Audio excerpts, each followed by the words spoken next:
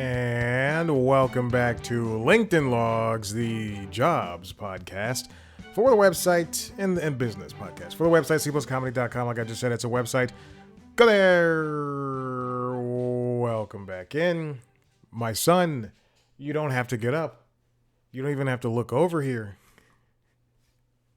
Welcome back in. I'm talking to the dog. We are in the throes of May. People are graduating from school. Kids are going from kindergarten to first grade. Other ones, our president's getting a free plane. Oh my gosh. Well, this isn't a political show. We're going to talk about no politics. Welcome back in. This is episode 75. Last week I had a different setup on the computer because I was using different programs. But now we are back in what I typically use. Thank Christ. Because let me tell you, what I was using last week, what I had to use last week, I'm not a fan of. What's going on in terms of jobs? Let's see, I've gotten several denials. I wrote a very explosive post on LinkedIn. I was so angry, so saddened by the state. And you know, it's so funny. I open up LinkedIn this morning after I work out, I stretch, and I used the Theragun. I didn't stretch today. I'm sorry. I'll stretch later today. Wednesday nights are now reserved for stretching, for long form stretching and rolling. It's great. I love it. It's the night of the week I look forward to. That's neither here nor there. I open the patio door. I'm typically watching PBS NewsHour. I have a portable Sonos speaker, and I put it in the middle of the living room. I push back the coffee table. I lay out I have at least 4 mats. One is for the bike, so I have 3 yoga mats, and I roll out the thickest one, and I get my TRX cables, and I get my yoga strap, and I follow a Peloton class to stretch, and I do a TRX class to stretch, and I do some Theragun work. Oh, it's fantastic. As I play music. The Peloton class is kind of music. Anyway, but I was sitting here at the computer this morning, and I see someone post another stupid friggin' post about the job market is tough. I've been unemployed for 2 weeks. 2 weeks. Try 2 years, sweetheart.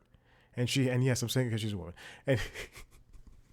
And then that one had 1,100 likes and several hundred shares and like 100 comments.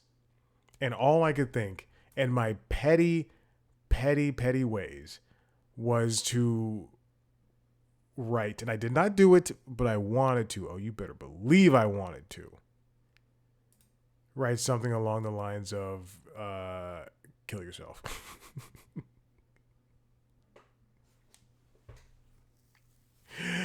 Oh my goodness. I'm listening to an audiobook. No one cares if you're pregnant. I'm listening to an audiobook. I'm really showing who I am. I'm listening to an audiobook right now called Oscar Wars. I wanted to have it done before the Oscars, and I did not have it done before the Oscars. But it is written by Michael Schulman, and it just talks about the history of the Oscars, and it's an excellent book. It starts well before the Oscars, obviously, and it covers why they were created and the things surrounding that era of movies of Hollywood, and at some point it'll come to the present. But I just finished a chapter, I believe it might have been chapter 4 or 5, where they talked about Trumbo and communism and things like that. and how that came up in Hollywood in the 1930s and 40s and things. I guess it was 40s, but anyway, it was a fascinating. It was in 1951. Looks like. Yeah, it doesn't matter. Who cares? It was a fascinating story, and it. What if I was just like pro communism? What if I just came out? I was like, "And listen, we are not. We are too capitalist." Manosphere, more like communist sphere. I'm not part of the manosphere. That's disgusting. And if you listen to anyone in that realm, I'm gonna tell you what I should have told that woman like to kill herself. Okay. Anyway, but they were talking. The showman was telling the story about how the supposed communist people like Billy, was it Billy Holiday? I don't know. Like Trumbo and the rest of those people were then blacklisted, and all I could think about was how I'm almost positive I'm blacklisted from Warner Brothers. That's it. All that to say, that's it. Again, all these people posting. I've been laid off from Microsoft for 2 days. It's the toughest part of my life, brother. Let's you and I have a discussion. Okay, this first story comes from Alex Ortiz over at Fox 32 Chicago. I'm getting local with this one. Chicago City Council considers not requiring college degree for city jobs. Now, this is a very important development because what we've been told our entire lives is that you need a college degree in order to, you need that higher education, not even a college degree, but just like a higher education that can come from associates or bachelors or masters or whatever, PhDs, in order to succeed in life and to get the jobs that you want. Now, because the job market is so wishy-washy and we see government jobs that are laying people off or they're in need of workers, and it's not necessarily specialization, perhaps as Ortiz is writing here, perhaps maybe it's these cities are willing to forego someone going to college in order to have a more open dialogue and get somebody who's willing to work the jobs. A Chicago City Council committee approved a proposal on Tuesday to remove a requirement for a college degree to be hired for city employment. Proponents of the ordinance say the change would be important to diversifying the city's workforce and expand opportunities for residents who have relevant work experience, which could qualify them for a job. Now, imagine going to what are the schools where you can get education and apprenticeships, essentially more or less, for things like being a plumber or being an electrician for blue collar work, working construction. You don't need, I mean, for some of those you do need a little bit more education, but other than that, you can probably go to a construction job right now and get that, get a position with a company. But would that be people who have done that stuff and they apply for jobs with Chicago's city? Would that help them? Would that make them look more hireable than the person who went to school, got a bachelor's degree, and is just looking to get that electrician's job or plumber's job or construction job within the city? I don't know. Gilbert Villegas of the 36th Ward touted the proposed ordinance and said he expected the full council to pass it.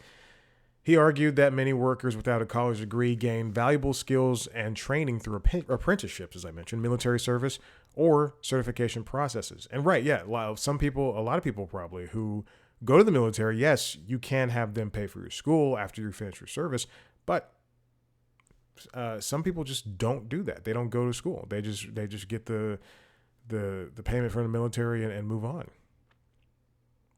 If you look at said, 45% of Chicagoans are under 25 and older. Age 25 and older, do not have a college degree. For veterans, that rate is 54%, according to the alderman, a U.S. Marine veteran who served in the first Gulf War.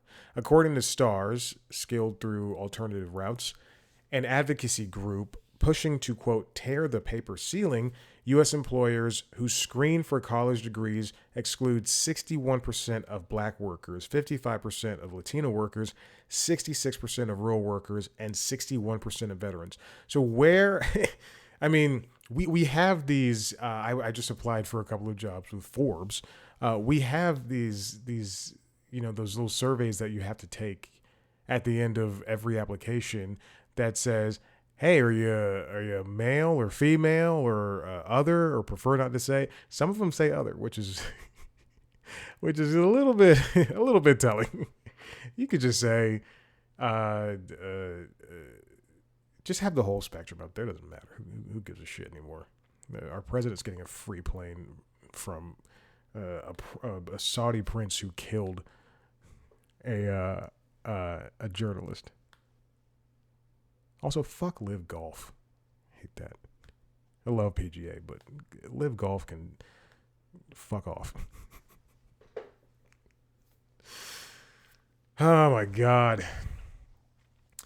I was just at a, I don't know if I went. Yeah. We just had a meeting for the contract position I'm working right now. There was a meeting put on the calendar for 12:30, and it was a general news meeting talking about, just tightening up some bolts and everything. I told you last week about how we had a meeting regarding things that were deemed too negative, quote unquote, for the website, and they chose 10 headlines to showcase the negativity, and then 3 of them were mine, and they were like, and they said these exact words. They said, we're not trying to shame anybody, but they also linked to the articles to show people. We also received an email yesterday in regards to reiterating the idea that you're not no negative stories. And again, they shared 5 stories, and one of them was mine. And I'm just thinking, why are you doing this? I only saw the one. I don't know. There might have been more, but I honed in on the one that they keep pointing out. On one of them they keep pointing out that I thought was a really good story that I wrote 700 great words for, and they trimmed it down to 4. Anyway. STARS. U.S. employers who screen for these, or the 61%, all that stuff. But what, I've started doing, and I do this periodically. But when I apply for jobs, I just don't tell them if I'm what my gender is, what my race is. No, I don't want to. I'm not going to do that. Because I feel as though, especially with these, because they put your resumes. Some people put your resumes in programs and whatever reads the resumes either tells you that that they want to hire you or not, things like that. What I'm saying is they look at race, they look at gender. I think it's a good idea. If it's a job that where skills are better than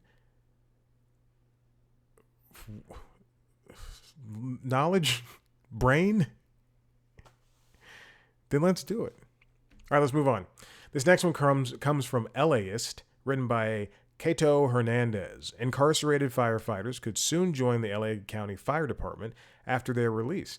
This is such a great idea. It's really tough for people who were previously incarcerated to land positions, especially in with reputable jobs, without having to be paid under the table or something like that, or just to have trust.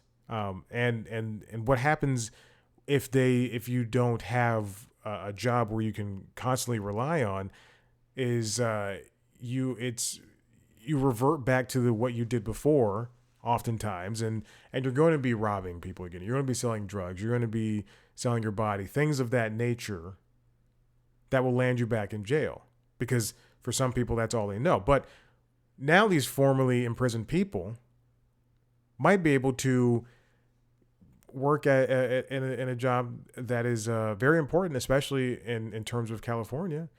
That is the firefighting. Firefighting is an excellent position where you can get pensions and everything.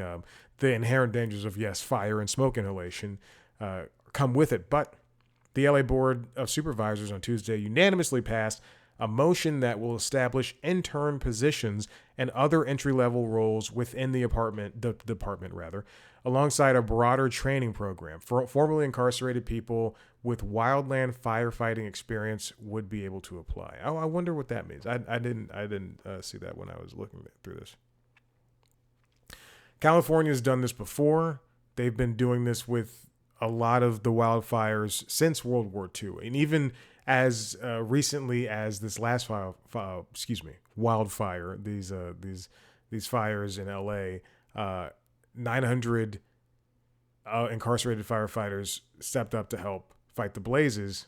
But now, this is going to be able to put them on a path where they're able to get steady employment.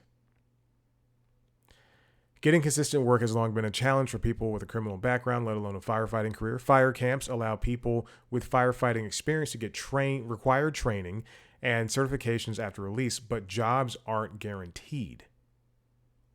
Hiring barriers are something Eduardo Herrera Jr. is familiar with, now a firefighter with CAL FIRE. He spoke with LAist while taking a break from a prescribed burn. He served about 18 years in prison for armed robbery. 2 of those were as an incarcerated municipal firefighter.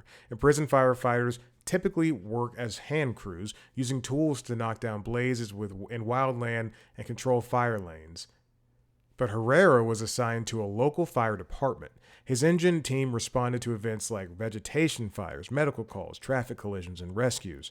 Herrera decided on the career after he fought his first residential structure fire. When he was released, Herrera had to jump through lengthy legal hoops before landing a firefighter job. While petitioning the court to expunge his record, Herrera said even the judge was surprised to learn how in-depth his firefighting experience was. He eventually landed a job with CAL FIRE, in part because the department has loosened rules to allow formerly incarcerated firefights to get hired. But he said his background, coupled with his age and the field's competitiveness, would make him very unlikely to get hired locally. I think this is an excellent program, and if it works here, then it should be implemented, nationwide. I mean, think of not even just firefighting, but think of how many jobs there are where American people, white-collar American people who are down on their luck, just refuse to work, and in terms of even blue-collar things.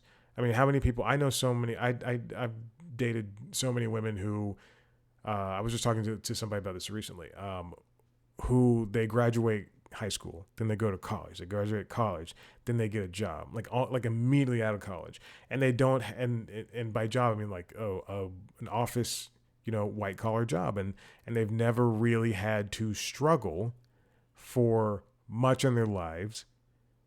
And that's not to say that they don't have struggles besides that, the mental struggles or other physical struggles.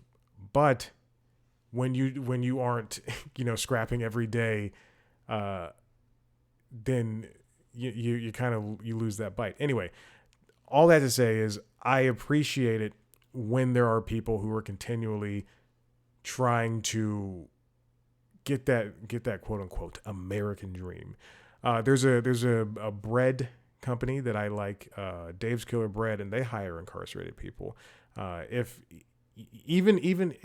it is a marketing stunt, then keep at it. We're doing it. It's more than what other companies are doing. How many companies said they're getting rid of their DEI practices because the president, who's getting a free plane, and who's done a lot worse things. But how many of these other companies are not doing anything to better the people around them? And even when they're struggling to hire people, how many of these companies aren't doing anything? The motion tasks the county fire department and legal counsel to report back in 60 days with an analysis of hiring requirements that will need to be waived in order for people to get the intern role. Certain criminal backgrounds will be excluded, such as applicants with arson convictions or registered sex offenders. And yes, obviously there are stopgaps for a reason. You know, you're not going to hire a registered sex offender to put out a blaze at a preschool. I'm sorry. That was inappropriate.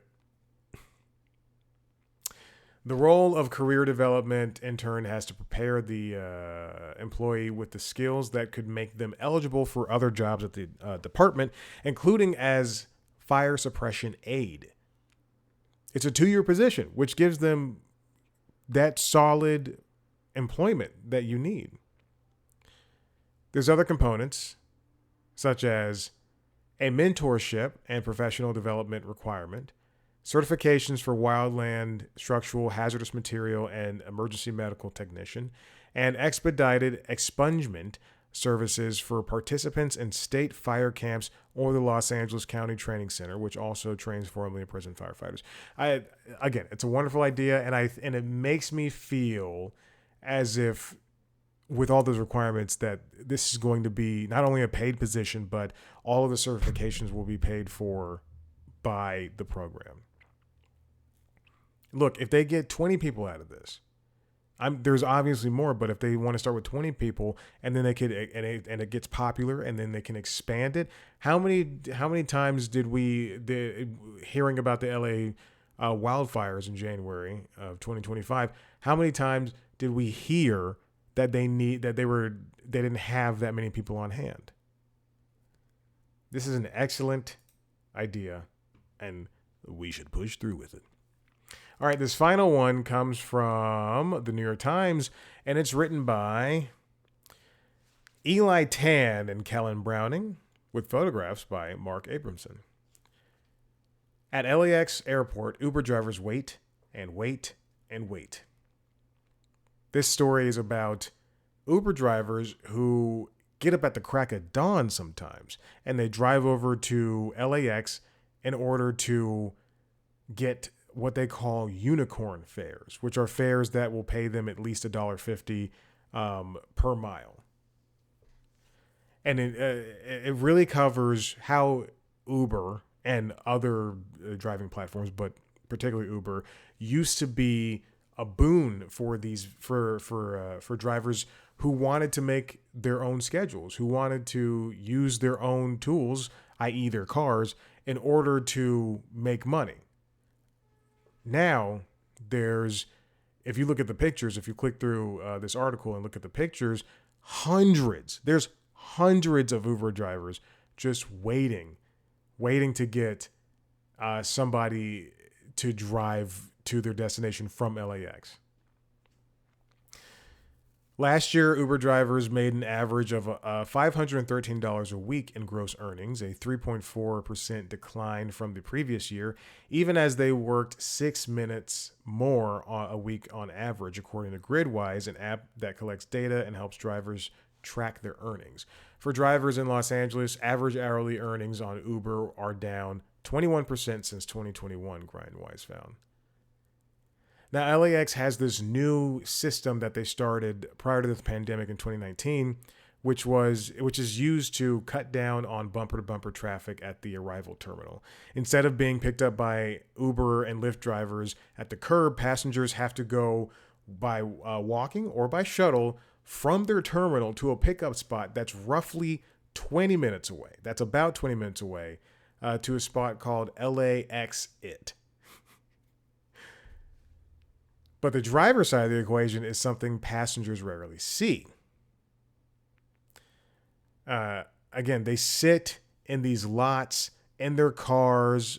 Some of them, a lot. I will say this: every single person, I believe, with the exception of one, most of the people that they profile in this piece are brown men. They're people of color. They're people of color who this is their job, and this is a way for them to make money. I'm not saying it's the only way to make money, but it is a way for them to make money.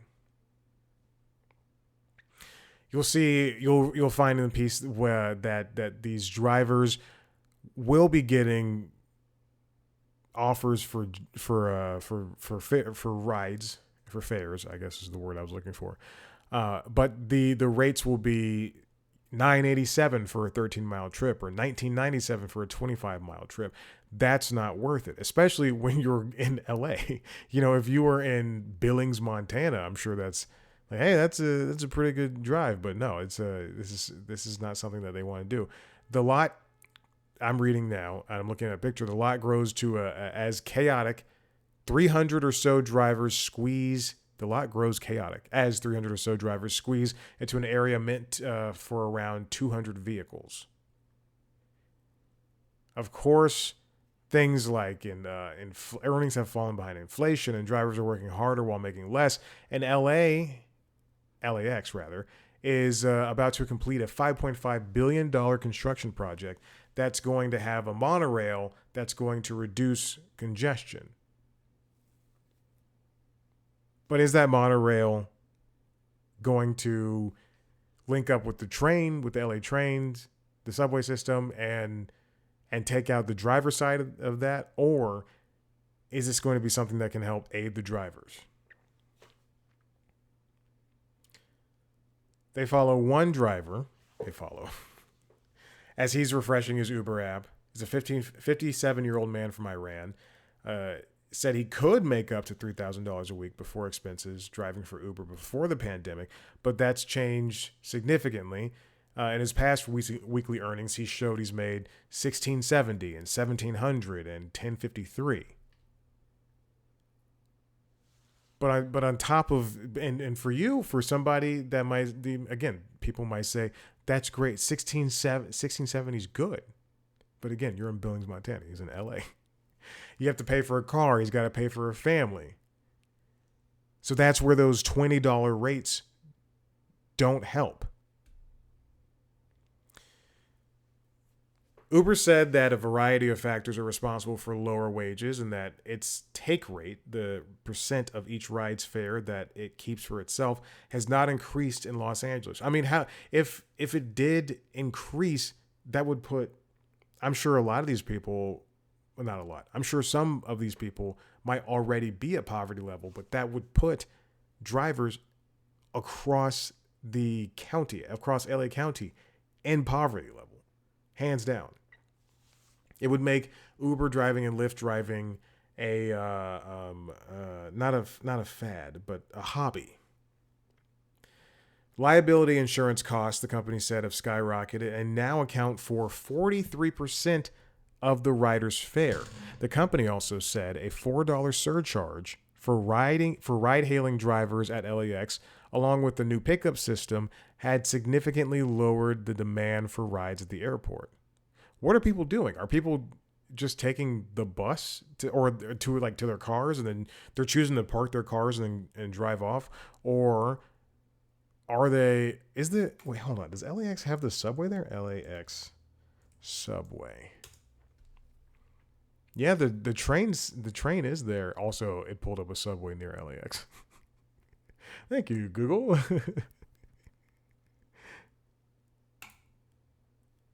It says will offer. What is this? Oh, the opening is June. Oh, so it's not even open yet. Okay, so that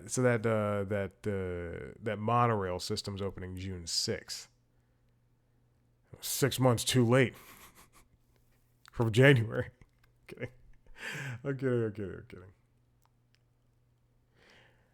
I'm looking at the metro.net /LAX -metro -transit -center /. I'm looking at the map, and it looks like this new center is obviously, it used to be nothing, so it was skipped over between Westchester and Veterans, And if you're not looking at a map, none of this makes sense or even matters. So it went from Westchester and Veterans to Aviation and Century, and those are now going to connect to an East Side line. That'll go from Aviation and Century or LAX Metro Center directly to Aviation Imperial, and then you could take it over to Hawthorne, Lennox, Crenshaw, all the way over to Norwalk. This is going to connect to LAX terminals, free LAX shuttle. None of this has anything to do with jobs. I don't know. Why am I doing this? None of this has anything to do with jobs.